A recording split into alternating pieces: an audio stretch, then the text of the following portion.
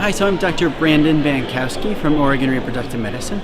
We are a comprehensive IVF center that specializes in surrogacy for international patients. People often ask me what are the most important things to think about when you embark on a surrogacy journey in the United States. And I think really it comes down to a few simple things. Number one is to do your homework.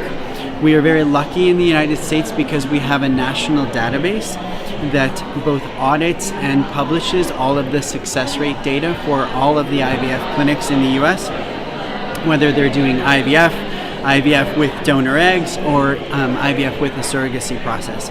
And so that allows us to basically do our homework in finding out that all clinics are not the same. And so that's really helpful.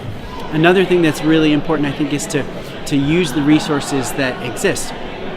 There are patients who have been through this process before you, patients that are going through this. They are a resource. Advocacy groups like the Gay Dads Association or like Men Having Babies provide great resources for patients to understand the ecosystem that exists for the IVF clinics and for the experience that different surrogacy agencies have. It's really important to find the best fit for you, whether that's a clinic in one place, maybe a clinic on the West Coast, maybe an agency on the East Coast. And I think the last message that is critical to success is that the focus should be on maximizing the chances of having a genetically healthy baby. Okay? Genetics matter. Genetics of testing people for particular diseases such as cystic fibrosis or Tay-Sachs, we can do that pretty easily now by drawing blood and doing panels.